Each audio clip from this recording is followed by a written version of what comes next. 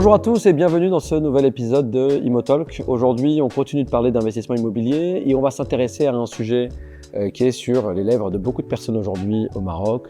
C'est les impacts de la CAN et de la Coupe du Monde dans les investissements immobiliers. J'ai la chance d'avoir avec moi aujourd'hui deux invités de marque. J'ai Tariq avec moi, Tariq Bensedik de Guy Casablanca. Et je suis également ravi d'être avec Yacine Meniari de Aïkana, qui a un réseau d'agences immobilières aujourd'hui avec une troisième agence à Rabat et qui est un partenaire de très longue date de Mouboab. Je te remercie beaucoup d'être venu de Rabat pour nous donner ces éclairages et d'être avec nous aujourd'hui. Merci pour l'invitation, Kevin.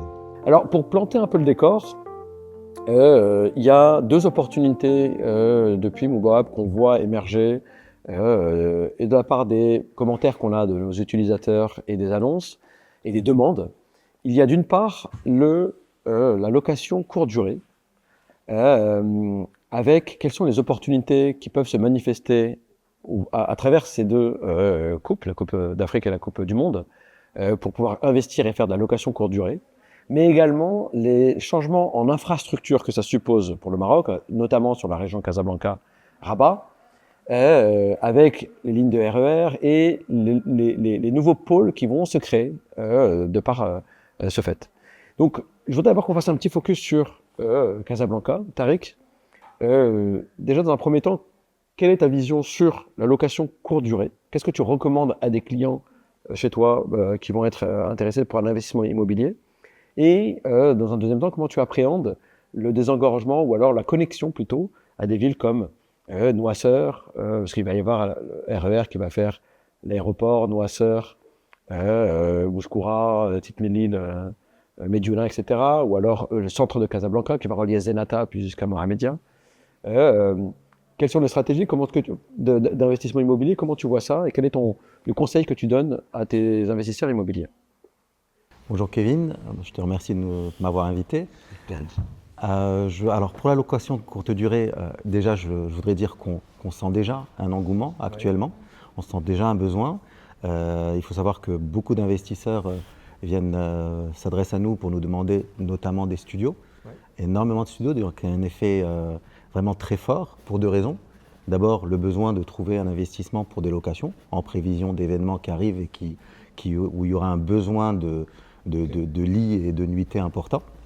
Et d'autre part, parce qu'il y a cet effet qu'on appelle l'effet FOMO, c'est-à-dire Fear of Missing Out, où ils se disent, notamment parce qu'il y a eu une loi, notamment à Casablanca, qui réduit les constructions de studios et qui a poussé les gens à anticiper ou plutôt à accélérer leurs projets pour ne pas être, à défaut, et ne pas trouver de biens adaptés.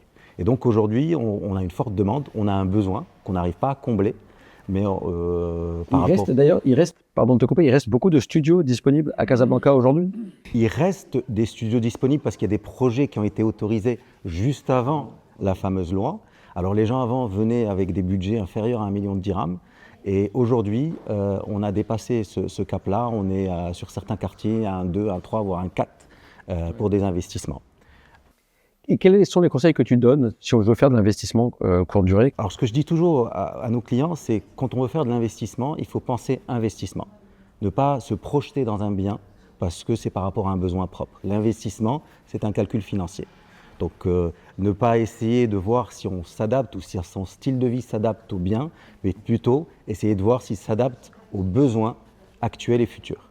Donc ce que je conseille, c'est aller identifier les axes nécessaires. C'est-à-dire pour les événements dont on parle, il y a des stades, il y a des infrastructures, mais aussi les axes de connexion de ces espaces-là. Et il y a un fort investissement actuellement, on le sent, et il monte crescendo.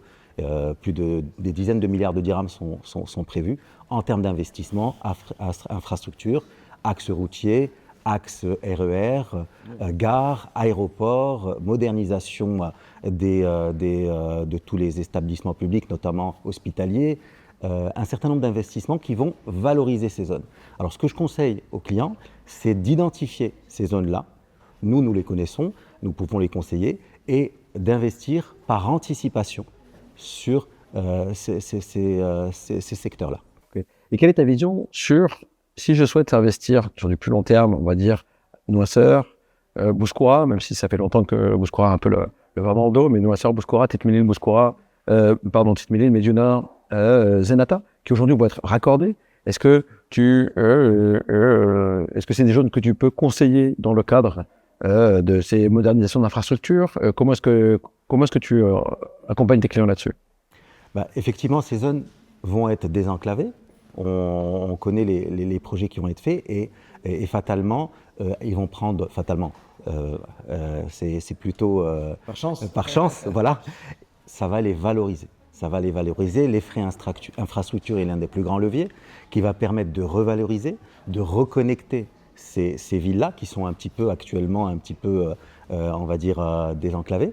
Et qui peuvent être accessibles que par voiture aujourd'hui ou par transport en commun routier en tout cas. Et ça va fortement dynamiser et donc il y aura un effet levier sur l'immobilier, sur la valeur du foncier. Et je conseille aux gens justement d'anticiper cette hausse prévue de façon à investir maintenant pour avoir un retour d'investissement le plus intéressant possible.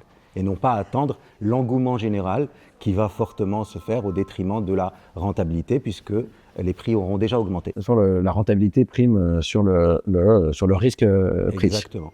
Ok, merci pour tes réponses, Tariq.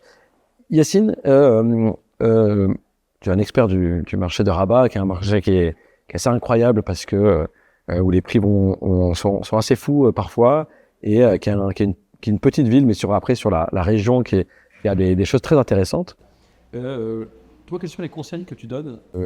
Accompagne les investisseurs sur la location courte durée, et puis après on discutera aussi de l'axe, parce qu'il y a des RER qui sont prévus, Kenitra, Salé, Rabat, Témara, je crois jusqu'à Tamesna, qui va aussi changer la physionomie de ces villes. Et quels sont les conseils que tu donnes à ces investisseurs? Merci d'abord pour l'invitation. C'est un grand plaisir. Merci, on n'est que deux, merci de croire en nous. Oui. Ce qu'on peut apporter à cet échange. D'abord, je voudrais mettre un regard sur ce que représente l'immobilier au Maroc. Oui. Il représente 6% du PIB, ce qui est quand même très important. Il représente à peu près 7,5% juste l'enregistrement à la DGI, ce qui est énorme. Si jamais on inclut l'IS et la TVA, on monte à 15%. Donc c'est quand même une grosse source de revenus pour l'État. Donc on est en train de parler de quelque chose de très important pour le développement du Maroc. Et donc avec toute l'infrastructure qui a été mise en place et les événements qui sont en train d'arriver, ça risque de prendre encore plus d'importance. Donc ça, c'est globalement sur le Maroc. Si on revient sur Rabat, comme vous avez dit, ouais, Rabat continue à prendre de la valeur et prend toujours de la valeur. Parce que Rabat a une spécificité géographique. Rabat, c'est une île sans en être une. Oui. Parce que la ceinture verte... La ceinture verte, Salé, Témara. Donc on ne peut pas développer le périmètre urbain de Rabat. Ce qui fait que l'offre restera toujours la même. Oui. Et la demande continue à augmenter. En plus, avec la vision de Sa Majesté, la ville des Lumières, Rabat est devenue une très belle ville avec toute la verdure qu'il y a autour. C'est vrai qu'on voit la différence. Moi qui me déplace un peu, quand tu arrives à Rabat, tu sais que tu es à Rabat. C'est une très belle ville, rien à dire. Donc voilà, donc nous, cet engouement sur l'immobilier, on le voit, ça continue et les prix continuent à prendre. Maintenant, sincèrement, juste pour parler encore macro, moi je ne vois pas qu'un investisseur devrait investir pour un événement. Parce qu'on n'investit pas pour un événement de 30 jours, qui est la CAN, plus 30 jours de Coupe du Monde, qui font 60-90 jours à tout casser. Mais ça peut être aussi l'occasion de se dire, je vais mettre les pieds à l'étrier avec quelque chose qui va fonctionner, je vais avoir des reviews. C'est l'occasion en tout cas de se lancer. Je vais voir comment ça fonctionne et puis il vaut mieux commencer là que dans une période creuse quelque part. Un bien immobilier, on amortit sur une dizaine d'années. Hein. Ça fait 120 mois, c'est pas 2 mois qui vont faire la différence. Par contre, c'est les investissements que fait l'État en termes d'infrastructure qui donnent envie, qui portent à croire encore plus en le marché. Qui dit que voilà, ça c'est des indices que le pays va en ce développement. Parce que ces investissements-là, ils ne sont pas faits que pour ces événements-là. Ils sont faits pour une vision future. Donc avec ce... impulsés par les Bien sûr, bien sûr. Mais comme au Qatar, ils ont fait une super Coupe du Monde, mais ils étaient obligés de suivre derrière avec toute l'infrastructure hôtelière qu'ils ont mis derrière pour que ces hôtels-là ne ferment pas. Donc tout ça est combiné. Donc l'investissement, pour moi, ceux qui vont, entre guillemets, profiter de la CAN, c'est ceux qui ont déjà des biens immobiliers, qui vont les sortir du marché du long terme et en faire du court terme pendant ces périodes-là. Sinon, un investisseur devrait voir le marché sur une dizaine d'années, la confiance qu'il y a et les prix, comment ils sont en train d'augmenter, et donc investir pour une rentabilité sur du moyen long terme. Donc, et profiter de ces deux gaps-là qui sont... pour maximiser le rendement. Pour maximiser le rendement. Donc le Airbnb, c'est quelque chose qui marche bien à Rabat, parce que ça commence à être une ville touristique aussi. Maintenant, Rabat est en train de prendre en termes de tourisme aussi, ce qui fait que le Airbnb est en train de bien marcher. Par contre, au côté législatif, il y a un peu encore... oui, il y a toujours un risque là-dessus, parce qu'il faut... C'est ça, c'est les déclarations, les CIN, des police, de police, commissariat, tout ça. C'est ce qui fait que les risques sont un peu... Surtout pour quelqu'un qui veut faire ça à une échelle moyenne, avoir 5, 6, 7, 10 biens, parce que c'est là où c'est intéressant, c'est d'avoir plusieurs biens, parce qu'on mutualise, on a une femme de ménage qui fait le tour pour faire on a un électricien qui s'occupe de tous les problèmes, c'est ça, qui pourrait gérer tout ça. Et quand on veut faire ça à une échelle plus intéressante, il y a ces freins-là, parce qu'après on ne peut pas gérer personnellement. Il suffit qu'un des employés ne prenne pas la CIN ou prenne un petit bakshish pour faire rentrer quelqu'un dans le bien, et quand on devient responsable de ce qui pourrait se passer dans ce bien-là. C'est ce qui me fait un peu peur, tant que ce n'est pas un peu mieux légiféré. Et donc attention, oui c'est intéressant, attention aux risques encourus de par le non-encadrement clair de la loi sur ce sujet-là. Parce que le retour, si on fait de la location sur ces biens-là en longue durée, on est dans du 5%, parce qu'on parle de petites superficies, mais quand on passe en Airbnb, on passe à du 17, 20, 22%. Ce qui est énorme. Donc, mais il faut avoir du temps. Le risque, la rentabilité prime. Il faut avoir du temps. Parce que quand votre locataire ou votre hôte, on appelle ça comme ça plutôt, à le micro-ondes qui ne marche pas à 11h du soir, il veut réchauffer sa soupe, ben vous devez être présent comme un hôtelier. Vous devez pouvoir lui réparer, lui envoyer quelqu'un, vous pouvez pouvoir, sinon les notes sur Airbnb aussi, c'est des choses qui peuvent très bien. Donc il faut être disponible. Donc c'est un métier. Ce n'est pas juste une envie de faire du court terme. C'est un métier pour moi, et c'est des gens qui doivent être disponibles et qui doivent pouvoir donner du service. Parce que c'est du service en fin de compte. Le bien immobilier, il est là mais c'est le service qui va autour qui est compliqué à mettre en place. C'est clair. En tout cas, je pense que c'est une bonne approche aussi de pouvoir profiter de ces moments-là, mais c'est vrai qu'il faut le regarder sur un plus long terme. Aujourd'hui, Kenitra, nous on suit depuis Moubawab, on a de la data sur Kenitra qui dit que c'est une ville qui marche très bien. Salé également, Rabat, on n'en parle pas. Ça va être desservi par le RER. Aussi Temara, je crois que j'ai entendu dire Tamesna également. Tamesna, c'est une ville qui est un peu en pause, enclavée. C'est la problématique de Tamesna. Ça veut dire qu'aujourd'hui, ils avaient du mal à le développer. Je pense que là, aujourd'hui, ils vont pouvoir repartir. Quelqu'un qui cherche à faire de l'investissement immobilier périn sur du long terme pour soi-même ou pour louer derrière, comment est-ce que tu l'orienterais par rapport à ces différentes villes-là et quelles seraient tes recommandations ? Si on continue à parler de ces gens-là qui cherchent du court terme, c'est Rabat Intramuros, parce que faire les sites touristiques, il faut être à côté. Donc ça, c'est nécessaire, c'est d'être proche. Donc le centre-ville, Hassan, Haria, tout ça, c'est des quartiers qui sont intéressants. Maintenant, sortir de la ville, c'est plutôt pour chercher du long terme, c'est pas pour le court terme. Donc quand on sort de la ville, si on s'éloigne un peu, c'est une question de moyens par rapport à l'acquisition et aussi par rapport aux locataires. Plus on sort du centre, plus les loyers deviennent moins chers, parce que le foncier à la base était moins cher. Mais plus le coût d'acquisition aussi est moindre. Ça donne aussi l'occasion de rentrer dans l'investissement immobilier sur des enveloppes de 600, 700, 800, moins d'un million de dirhams en tout cas. Vraiment, ouais, c'est ça. Mais sur Rabat, ça n'existe plus ces budgets-là.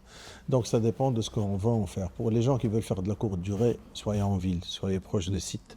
Parce que c'est ce que regarde quelqu'un qui veut se connecter sur l'une des plateformes. Il cherche physiquement où vous êtes et quels sont les endroits les plus proches.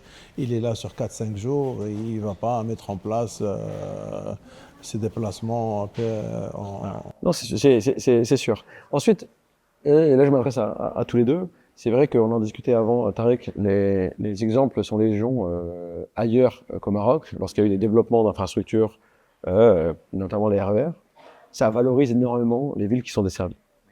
Ça après c'est difficile, c'est aussi un pari, parce qu'on ne sait pas exactement comment ça va être desservi, comment ça va être les fréquences, il y a encore beaucoup d'inconnus à ce stade. Est-ce que sur une famille moyenne qui a un revenu moyen de personnes, est-ce que ça vaut le coup aujourd'hui d'aller partir dans ces villes un peu excentrées, attendre que le RER, etc. arrive, faire une belle culbute, sans être un investisseur immobilier, mais si j'investis dans un projet de vie, me dire, je reprends le centre de Casablanca par exemple, Maarif, etc., les loyers sont stagnants, voire, les prix sont stagnants au mètre carré, voire à la baisse, parce que les superficies sont grandes, c'est ancien, ça a rénové, ce que tu me disais tout à l'heure, Tarek. Et faire le choix de m'excentrer pour pouvoir après prendre la navette, etc. Est-ce que c'est un conseil que tu pourrais donner à des personnes qui n'ont pas les budgets en tout cas, comment est-ce qu'on arrive à convaincre des personnes sur des investissements long terme sur ces villes qui sont aujourd'hui un peu loin? Je pense à Medjouna, Tête Mellil, Tamesna. Est-ce que c'est un bon pari pour un projet de vie et dans ce cas-là, quels seraient les conseils que vous pourriez donner? Alors, pour répondre à ta question, moi je dirais que c'est au cas par cas. En fait, c'est l'écoute active des besoins qui va définir le meilleur investissement. Je donne un exemple. On a une famille de 2 enfants avec un 3e approchant qui a comme priorité avoir un grand espace avec des enfants qui ont leur propre chambre, qui ont des espaces de jeu, qui ont un certain nombre qui sont des conditions rédhibitoires, mais qui n'ont pas le budget pour. À cela, si c'est vraiment une projection qui est importante pour eux, on va les accompagner justement dans le projet long terme, c'est-à-dire investir dans une région qui aujourd'hui peut paraître relativement excentrée, mais qui, du fait de projets existants et prévus, va prendre en valeur, va prendre en connectivité et pourra répondre à toutes leurs attentes. Je parle à budget donné. À ce moment-là, on orientera plus vers une proximité parce que, en fait, l'objectif, c'est de réaliser et de répondre à un vrai besoin. Ok. Voilà. D'accord. Donc ça peut être intéressant à partir du moment qu'on est prêt à faire le déploiement. Et je veux revenir sur un point. Si je peux me permettre, vas-y, bien sûr, le déploiement, je suis tout à fait d'accord, le déploiement là, comme on l'a vécu à Rabat avec El Menzeh et à Casa avec Dar Bouezza, le déploiement de ces gens-là qui sont en acquisition de beaux appartements ou de belles villas, c'est 2 voitures minimum par household, par maison. Il faut le prendre aussi en compte dans l'édition finale. Donc oui, donc on prend ça en considération, mais ça donne une certaine mobilité parce qu'ils ont cette liberté-là, et même une 3e voiture en général pour les enfants. Parce qu'on est dans des acquisitions pour le Menzeh à 6-7 millions de dirhams, donc c'est des gens qui sont aisés. Donc si on reprend ça sur les autres villes qui vont être desservies par le RER, le problème principal, c'est le transport. S'il y a cette solution-là, parce que ces gens-là, ils vont être à peut-être une petite voiture ou bien une moto, sûrement, plutôt à 700-800 000 dirhams, on a une petite voiture à la maison. Donc, le problème, c'est pour la 2e personne. Donc, ce qui va être la solution avec le RER pour les déplacements, aller vers le travail ou bien pour les déplacements ou quoi que ce soit. Donc, ça va désenclaver ces zones-là. Et je pense que beaucoup de gens vont voir ça comme un investissement plus gagnant que d'être en ville et de devoir réduire la superficie parce qu'on partant plus loin. Et sur des prix aussi qui restent stables, parce que entre les années, on va dire 90 et 2010 à peu près, pour prendre des grandes fourchettes, le prix de l'immobilier au Maroc a explosé. Depuis, ça reste relativement stable. Après, il y a des nouvelles zones qui prennent de la valeur, bien sûr, mais dans les centres historiques, en tout cas névralgiques de chacune des villes, à travers le royaume, ça restait relativement stable, voire baissé un tout petit peu.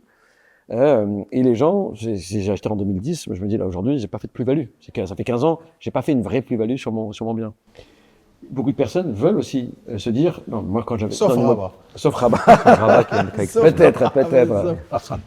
Mais il y a beaucoup de personnes qui se disent aussi, moi je veux pouvoir investir et que ma maison, dans 15 ans, dans 10 ans, dans 20 ans, en vaille beaucoup plus. Et aujourd'hui, dans les centres-villes, c'est difficile. Alors que peut-être que c'est l'opportunité aussi qu'offrent ces infrastructures pour dire, aujourd'hui, tu achètes à Tamesna ou à Mediona à un prix, mais il va peut-être faire fois 1,5, fois 2 dans 10 ans. Et ça, c'est rassurant aussi quand j'achète aujourd'hui. Mais c'est aussi, si tu permets, une question de choix et de décision. Parce que les investissements dont tu parles, qui ont été faits dans les années 90 et qui aujourd'hui n'ont pas pris une plus-value extraordinaire, mais en 2010, s'ils avaient été vendus en 2010, ils auraient pris une énorme plus-value. Oui, non, de 90 à 2010, ça a pris. C'est de Voilà, 2010 à exactement. maintenant que ça n'a pas vraiment pris, on va dire. Mais on est dans une dynamique de reprise, on le sent, puisque la demande est là, et boostée par cette confiance créée par les événements qui arrivent.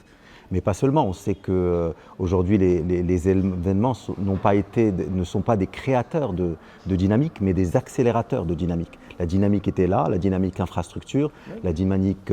et on voit aussi que même post-événement, la dynamique se continue. Actuellement, par exemple, au Qatar, qui ont organisé la Coupe du Monde 2022, puis par la suite, on a vu la Coupe du Monde féminine, on a vu la Coupe du Monde des moins de 17 ans, et justement, cette aisance, entre guillemets, en infrastructure, est porteuse de projets, d'événements qui, comme un cercle vertueux, va alimenter et va valoriser toute... Voilà, exactement, et ainsi de suite. Si je devais conclure rapidement, donc, dans un investissement sur du court terme, il faut valoriser avant tout le long terme. Je crois que là-dessus, c'est assez clair. On valorise sur le long terme et on s'entoure, en tout cas on fait attention au cadre légal pour être prêt à un instant T, il faut pouvoir donner du temps. Sur un plus long terme, si on veut faire une plus-value sur la maison qu'on va acheter, il faut prendre un peu plus de risques à ce moment-là. Les centres-villes ne risquent pas de faire x2, mais par contre, les villes desservies par les nouvelles infrastructures risquent de prendre une vraie envolée dans les années qui viennent. Et donc après, il faut faire attention au lieu où ça va être desservi, les gares, etc. Et regarder par rapport à ça. En tout cas, merci pour vos éclairages. Si je peux me permettre avant bien la sûr, fin, s'il te plaît. bien sûr. C'est un point qui est important quand on arrive à un marché qui est un peu stagnant. Oui. Si on parle en macro, c'est-à-dire surtout le marché marocain, où les prix n'ont pas pris autant qu'avant. C'est parce qu'avant, il y avait un marché qui prenait 10% par an, donc c'était pas... Donc maintenant, on est plutôt dans un marché qui est plutôt stable. Donc, et la problématique, c'est que le propriétaire ne calcule pas la jouissance. C'est-à-dire quand quelqu'un il a acheté un appartement à 1 million de dirhams et il veut le revendre 10 ans après à 1,2 million. Il dit avec les taxes, je ne m'en sors pas. C'est pratiquement la même somme. Mais ce qu'on essaie de lui démontrer, c'est que pendant 10 ans, ce bien-là, s'il l'avait pas, il a vécu dedans, donc c'est un loyer perçu, même s'il ne l'a pas vraiment perçu, sinon il aurait dû payer ailleurs. Donc c'est 5 000 dirhams de loyer à peu près. Sur une année, ça fait 60 000 dirhams. Sur 10 ans, ça fait 600 000 dirhams. Qu'il a déjà. Hors inflation. Donc, et après, il a son bien immobilier qui a quand même pris un peu de valeur. Donc, et cette partie-là, les gens l'occultent souvent. C'est un bon raisonnement aussi à avoir pour dire, voilà, accepter le... Vous avez amorti non seulement votre bien, les robinets qu'il y avait il y a 10 ans, ce n'est pas les mêmes d'aujourd'hui. Votre salle de bain n'est pas la même que celle d'il y a 10 ans. Donc, en plus, vous avez joui ce bien-là, vous avez ou loué ou bien joui, donc ça a une valeur. Et quand on met cette valeur-là à côté du bien, bah, ça donne une grosse plus-value. Oui, on ne laisse pas de plume en tout cas, c'est clair. On laisse pas de plume, au contraire, on en a bien profité pendant des années. Je pense que c'est une bonne réflexion à avoir, parce que c'est vrai qu'il y a beaucoup de personnes qui veulent absolument rester sur le prix d'acquisition. Et donc c'est vrai qu'on achète dans les années 90, c'est facile de faire une plus-value. Quand on achète en 2010, en règle générale, c'est un peu plus compliqué. Mais là, je viens juste de donner un petit argument que j'utilise pour avoir de bons mandats à un juste prix. Donc, je demande à mes confrères de ne pas l'utiliser. C'est une marque déposée. Il y en a beaucoup des marques déposées, Yacine, je crois. En tout cas, merci beaucoup pour votre temps. Merci à pour vos toi. éclairages. C'est toujours un plaisir de Merci, se merci, revoir. Et puis, je vous dis à très bientôt pour un prochain épisode de Immortal.